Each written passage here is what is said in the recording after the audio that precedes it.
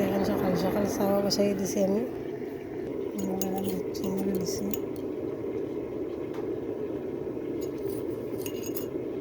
তারপরে ভাই ভাত রান্না বসাই দিছি আমি।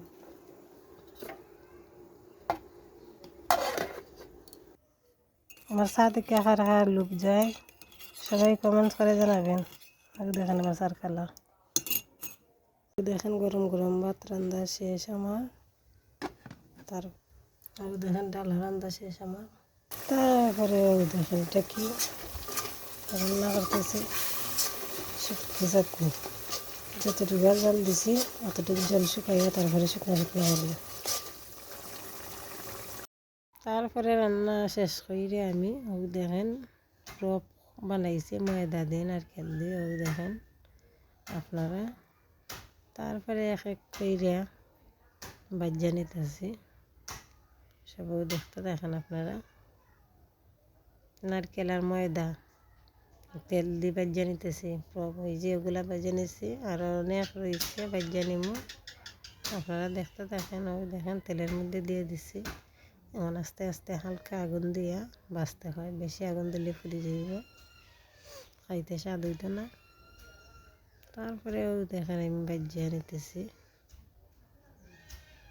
অনেক সময় লাগে কম আগুন দিয়ে। তারপরে আরও কিছু হয়ে গেছে, ও আরও দিয়ে দিলাম আমি।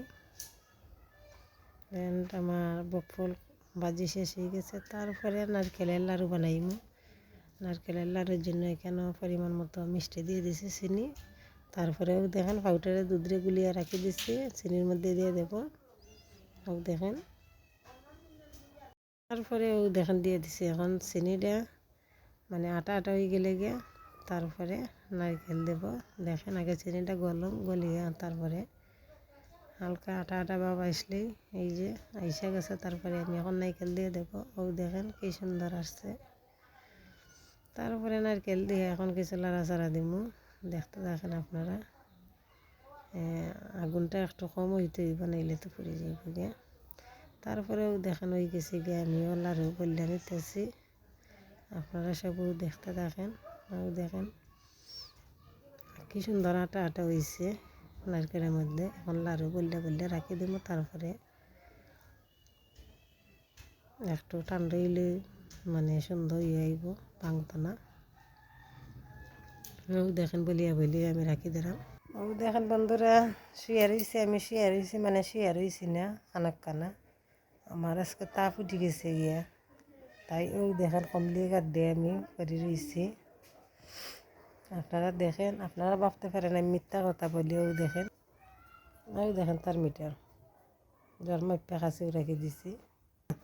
আমার জন্য সবাই আশীর্বাদ করবেন, তারপর সে তাপটা যেন ভালো হয়ে যায় জলদি। বেশি নাই, 100 আছে এখনও। তাই আপনারা সবার কাছে আমি শেয়ার করলাম, সবাই আমার জন্য আশীর্বাদ দোয়া করবেন, আমি তাড়াতাড়ি তাপ আমার ভালো হইয়া সুস্থ হইয়াও।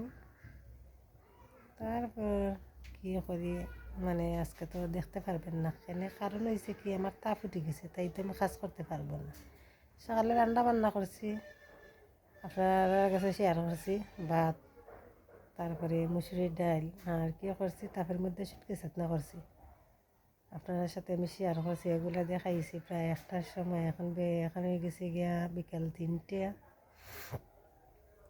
তাই ভাবলাম আপনার সাথে শুয়ে শুয়ে একটু বক বক করি, আপনারও ভালো লাগবে আমারও ভালো লাগবে। একা একা ঘরের মাঝে বড় ছেলে স্কুলে, ছোটো ছেলে খাইলো, তাই আপনার সাথে আমি বক বক করতেছি। আপনারা সাথেই থাকেন সবসময়, সবসময় আমার পাশে দাঁড়াবেন আপনারা। একটু আমি চাই আপনারা কাছে আর কি। আমি তো এখানে জাস্ট ব্লগ করতেছি, তারপরে লাইভ করতেছি, আমি তো খারাপ কিছু করি না, কিন্তু বাজে বাজে কমেন্ট আসে খালি। কেন আমি তো জানি না, আমি তো গ্রামের মেয়েও বলছি, গ্রামের বউ, আমি গ্রামের যেরকম কাজ করি এরকম আপনার মাঝে ধরে তুলতেছি, তাইলে কেন খারাপ কমেন্ট আসে আপনারাই বলে দেন।